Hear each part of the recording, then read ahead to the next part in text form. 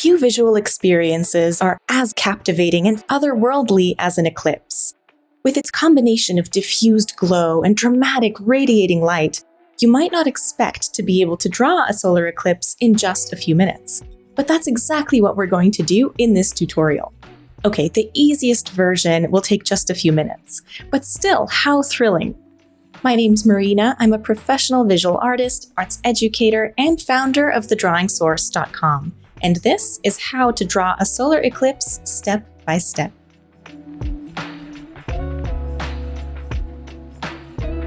For this tutorial, you will need the reference photos of the eclipse. I'll be showing you 2 eclipse drawings, and you can download both reference photos at the link in the description box below. Black drawing paper. I'll be drawing on the 9x12 Fabriano black paper, but there are other great options such as Strathmore Art Again black paper. A method to cut out paper circles. For this drawing, we will need a nearly perfect circle cut out of paper, like this one. After trying a few methods, I chose to use the Fiskars circle cutter, which is linked in the description box below. It was so easy to use, and having the nearly perfect circle made all the difference in my drawing. I'll talk more about that later.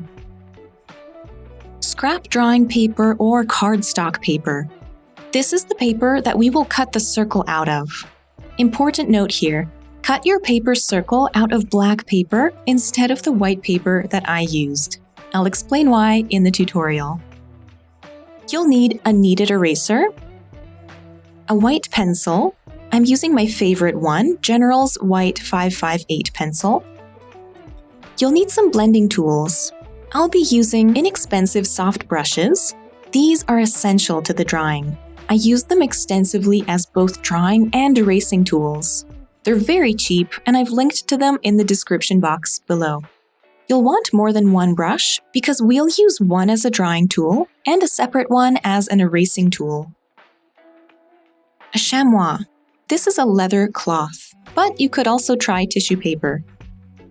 A small blending stump or tortillon. Finally, you'll need drawing essentials like a sturdy drawing board, clips to attach your paper to your drawing board, and pencil sharpening supplies, because you'll need a very sharp pencil for parts of this drawing.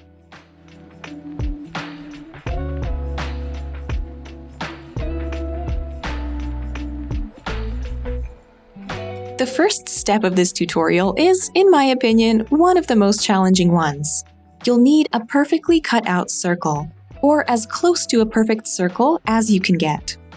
To create the most subtle values and gradations of this eclipse quickly and easily, we're going to use a brush and some other blending tools to drag white pencil dust from this circle onto the paper. Then, when we remove the paper circle, it will leave a drawn circle for us, with stunning gradations that would be infinitely more challenging to draw a different way. I think this is the easiest way to create the beautiful hazy effect of light and that perfect eclipse circle in one fell swoop. But if our circle is not close to perfect, it will not read as a realistic eclipse. On the left here, you can see one of my early abandoned eclipse drawings. I abandoned it because it was so evident that my circle was lopsided. When you have a minimal drawing, a drawing with very few components, each component becomes extremely important. The less components there are, the more noticeable each one becomes, and the more care we must take to draw each one convincingly. So what are the components of an eclipse drawing? What's going to be important for us to notice and pay close attention to? The nearly perfect circular shape, definitely one of the essential elements that we must get right. The sharp edge on the inside of the circle. The delicate, diffused glow on the outside of the circle. It looks so otherworldly and ethereal, but it's just an extremely soft gradation. And the highlight. The shape of the highlight can vary. What will be important to notice is the value of the highlight and its edge qualities. How quickly or slowly does the value of the highlight transition into the diffused glow around it, and then fade into the black paper? If you're unfamiliar with values and edges, you can take my free mini course for an introduction to these essential concepts of drawing. I'll link to the mini course in the description box below. So, 4 components to this drawing, to this subject. That's not very many. As I mentioned, the fewer components there are, the more noticeable each one is, and the more care we must take to draw them convincingly.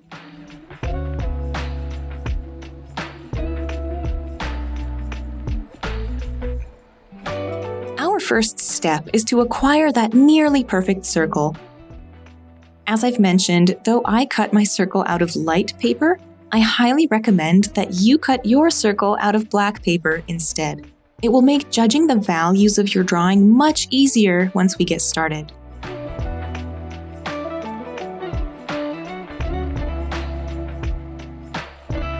In drawing, we work from the background to the foreground. And in this subject, we can consider the diffused glow to be behind the bright highlight. So we'll start by drawing the diffused glow. First, using the General's white pencil, I draw a patch of value on a scrap sheet of paper. Once you have your nearly perfect circle, place it where you want your eclipse to be on your page. I pick up some of the pencil dust with my brush, and I use 2 techniques to start creating this diffused glow. First, I'm dragging pencil dust from the center of the circle outwards onto my paper. On our reference, notice that the light radiates in all directions from the center. We want to mimic that motion, that direction, with our brush strokes. Second, I sometimes carefully brush around the edges of the circle. This accomplishes 2 things. It helps create that lighter, sharp edge along the contour of the circle, and it can blend my previous brush strokes. This needs to be done carefully because we don't want to create a thick, light line around the contour. Mostly, I use the first technique, picking up pencil dust and using it in a radiating motion from the center of the circle outwards in all directions. You can start to see that very soft, diffused glow around the right side of the circle. However, it would be much more noticeable if the paper circle were black, the same value as my drawing paper. That's why I keep recommending cutting out the paper circle out of black paper, so that you can more clearly see what you're doing. As I do this, I'm ignoring the brightest highlight for now. Instead, I'm looking at the reference to see where is the diffused glow brighter? Where is it darker? And I'm trying to create those subtle variations in my drawing. To remove the paper circle, I'm going to hold one side of it with my finger, use my brush to carefully lift the other side, and then pick up that lifted portion so that I don't drag it across the sharp edge that I've drawn, because it can smudge. Looking at this second eclipse drawing, my process is very similar to the previous one. This time, I used a tortillon to pick up some pencil dust and lightly draw the brighter area around part of the circle contour.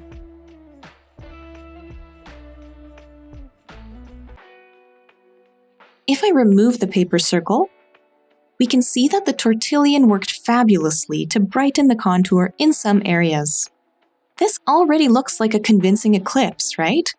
Because the circle is nearly perfect, it has that sharp edge on the inside, and the diffused glow on the outside. And very importantly, there's variation in the diffused glow. If you look at images of an eclipse, this one or others, notice that the light is not the same along the contour of the circle.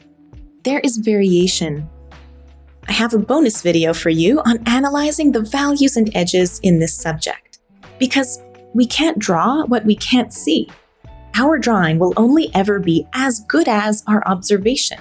So taking time to analyze the values and edges of our subject before getting too far into the drawing process is absolutely essential for success. You can watch the bonus video for free at the link in the description box below. If you like the look of this more subtle eclipse, you can call this a finished drawing at this stage. I like it like this, to be honest. If you search images of eclipses, not all of them are extremely dramatic. Some can be more subtle, or they at least pass through a more subtle stage on their way to becoming that dramatic, more typical image of an eclipse that you might visualize. If you leave your drawing at this stage, congratulations, you just drew an eclipse in probably under 2 minutes. For the sake of showing you how to draw different versions and stages of an eclipse, I'm going to continue my drawings. I'll replace the paper circle to bring the diffused glow to a more finished place before drawing the highlight. I use a combination of techniques here. I use a chamois to make some clearer separations between certain areas of the glow. A chamois or chamois is a leather cloth, but you can try using tissue paper as well. I pick up more pencil dust with my Tertullian and use it to draw a brighter glow around the area where the highlight will be, and a few other spots.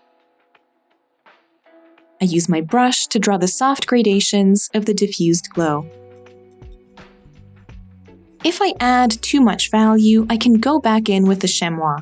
It can be a back and forth process of adding and subtracting value, as usual. If I remove the paper circle, that's better. There are brighter areas and more variations in the glow. Next, I'll use a small blending stump as a drawing tool. With a pencil, it's easy to draw marks that are too sharp or too light for the diffused glow. But this blending tool might be just right. I'm really liking it as more of a drawing tool than a blending tool, particularly with these white pencils. I can also use a clean brush, completely clean, to soften the transition between the black paper and some areas of the diffused glow. Remember that clean blending tools can be used to erase and smooth in a number of ways.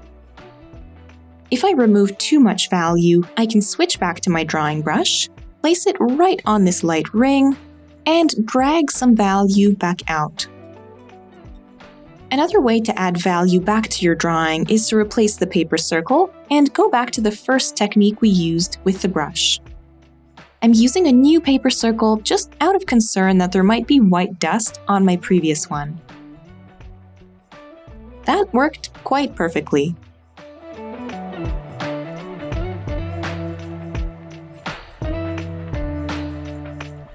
Does our drawing have to resemble the reference exactly to depict a convincing eclipse? No, it does not. This is not like a portrait drawing where a slight proportion change can cause your model to look like a caricature. Eclipses are much more forgiving. So why refer to a reference at all? Because, personally, I don't think that we can imagine the level of specificity that exists in nature. Maybe you can. But I don't feel that I can. What kind of specificity am I referring to? Well, look at the diffused glow around the circle. It's not the same all the way around. There are brighter areas and darker areas, places where the light reaches farther. This is a wider gradation here than it is here. Here it almost becomes a thin line around the edge of the circle. We don't have to draw these variations exactly, but we can take inspiration from them to create a more believable eclipse and to add interest to our drawings. In composition, we want a balance of unity and variety. Too much unity can result in a boring image. Too much variety can result in a chaotic image. We are looking for that balance in this drawing. Let's look at the variations more closely. Where's the brightest area of the diffused light? I'm not talking about this highlight, the lightest area. Just within the diffused glow. Where is that the lightest? To help me determine this, I'm squinting at the image, half closing my eyes as I view it, which immediately heightens the contrast that I see. As I squint, I see that this is the darkest area of the diffused glow. It's least visible here, or most subtle here. The next darkest area is here.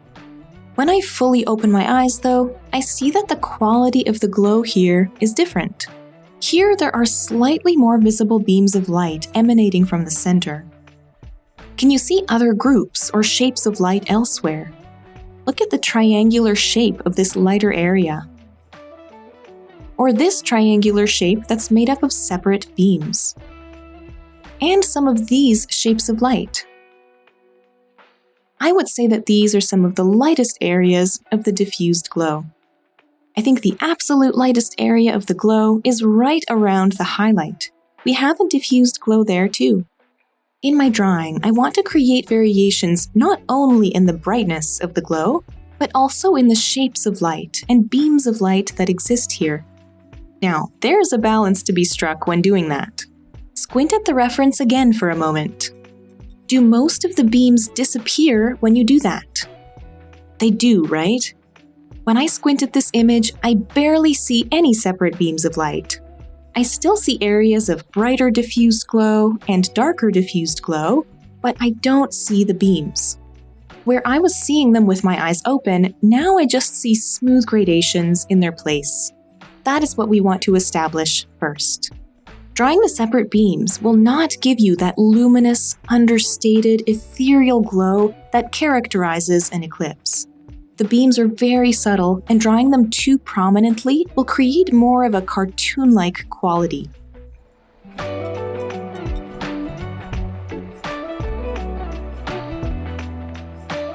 Returning to my first eclipse drawing, I'm ready to add the highlight.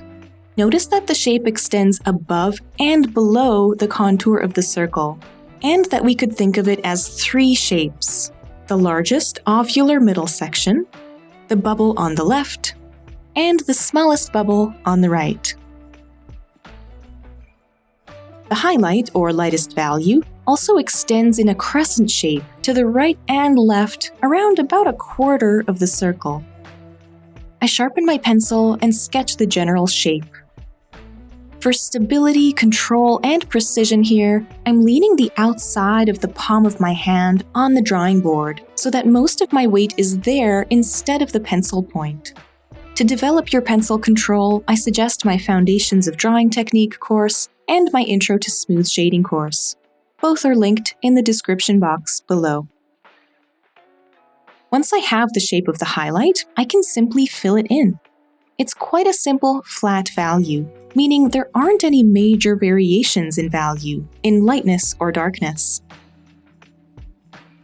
Now, we know that the brightest part of the diffused glow is right around this highlight, right?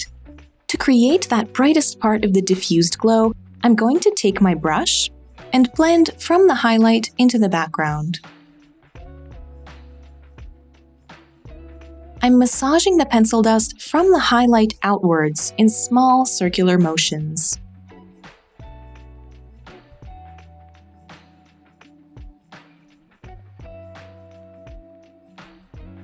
I'll go back in with my sharpened pencil to re-establish that highlight, since blending it darkened it so much.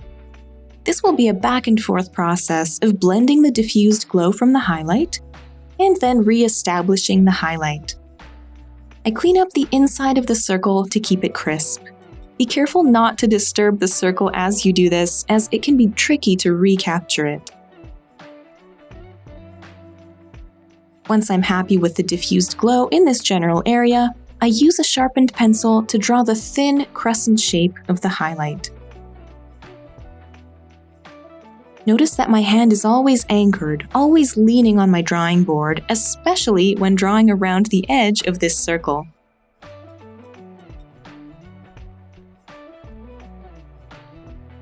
I can create some more variation in the contour of the eclipse, brightening it in some areas, and making some of the edges of the circle sharper and more prominent. Remember that the kneaded eraser can be used to soften an edge and to even out a value by selectively darkening spots that are too light. If using a kneaded eraser is new to you, don't miss my video on 3 tips for using a kneaded eraser for realistic drawing. The process of drawing the highlight is similar in my second eclipse drawing. I sketch in this highlight shape with my pencil, but this time I'm using a blending stump to soften its edges and blend it slightly. I go back and forth that way a few times, adding value with my pencil and blending slightly with the blending stump. I'm noticing that the glow around this highlight could be considerably brighter, so I'll blend out from the highlight with my brush.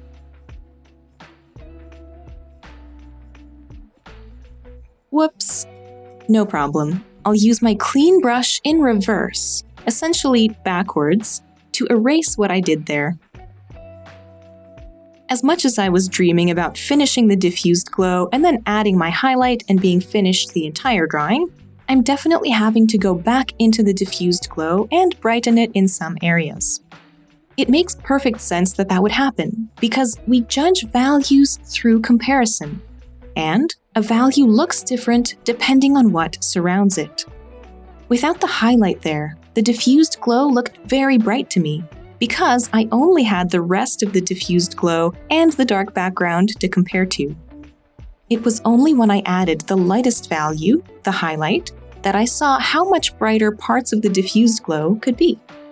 This is why one of the first steps of the shading process is identifying and drawing the value extremes, the lightest and darkest values in the scene. I'm using a small blending stump to brighten areas of the diffused glow. When using a blending stump or tortillon, test it on a scrap piece of paper to make sure you're not going to add too much light value to your drawing. I can also use my pencil to carefully brighten the glow right around the highlight, and blend it with the blending stump.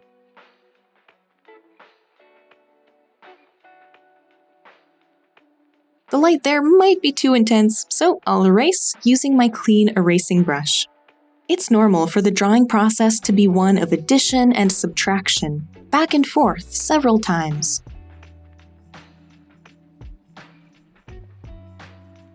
I think I held my breath as I drew that. Even though I analyzed the subject before I started drawing, I'm constantly taking time to stop drawing, observe my reference closely, reanalyze the shapes, values, and edges, compare them to my drawing, and make adjustments. Maybe I'll pull out a few light beams here, or maybe that was too much. Undo. Not as easy as on a computer, but not impossible.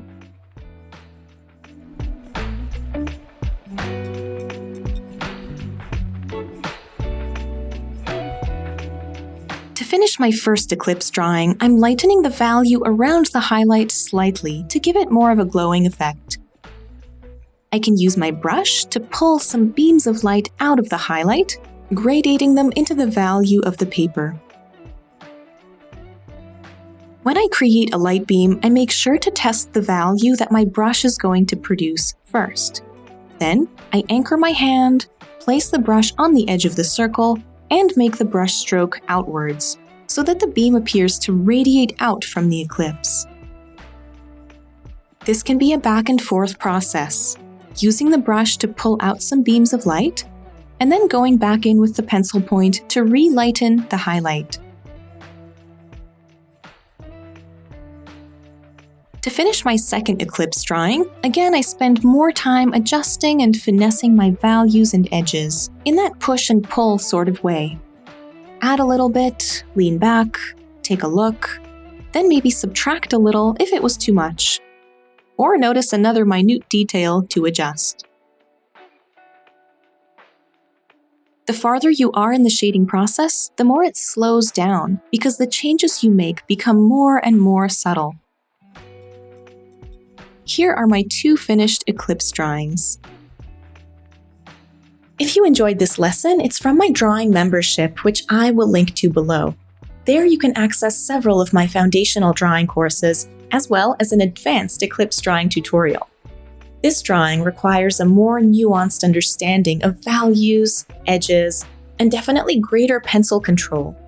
For example, you must be able to shade the very light, subtle values and value transitions within these gradations.